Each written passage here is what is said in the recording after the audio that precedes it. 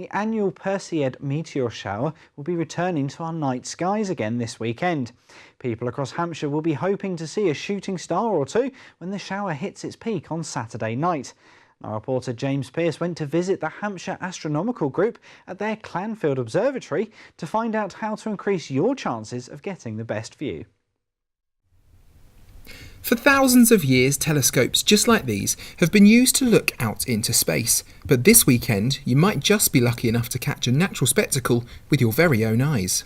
The Perseids are in fact, they are the best shower of the year. There are hundreds and hundreds of meteor showers, but the brightest and the best in the year are most definitely the Perseids. They originate from the debris that's been laid down in the solar system by comet Swift-Tuttle.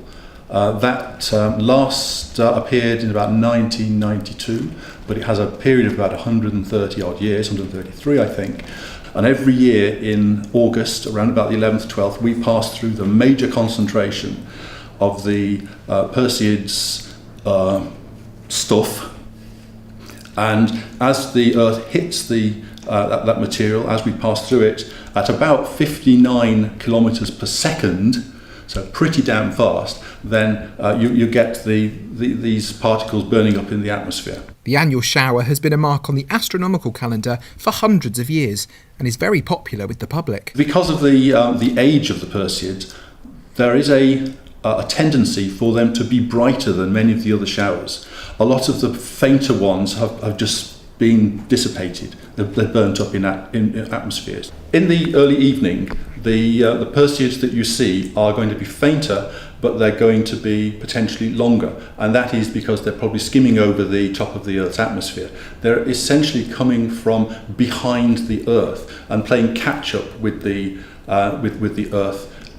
As the night progresses and you go through darkness and you see more and more, you get into the early morning and the Earth turns towards the direction of the shower, and so you're getting more meteors head-on. Although you might spot a meteor at any time from dawn till dusk, Steve was keen to share his insight into the best time to go out and take a look. This year we've got a slight challenge. We've got a moon, and it's going to rise just at the wrong time. So early evening, if you want to go and try and see those faint meteors, you might have a chance.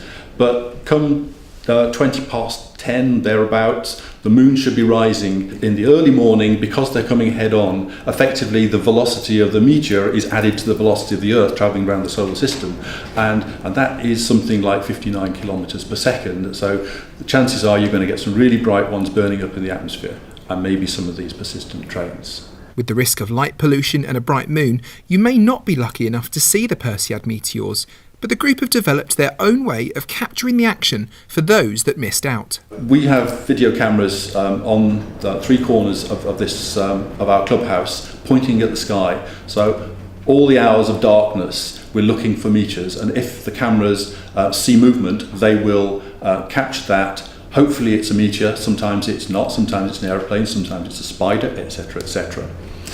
However, you do then get the chance of using sensitive cameras to capture the fainter meteors, and that gives you a truer idea of how many there are actually arriving on a given night. But while people across the country look for a glimpse of the meteor showers this weekend, it's ultimately up to the British weather to decide whether we get the clear night sky that we need. James Pearce, That's TV.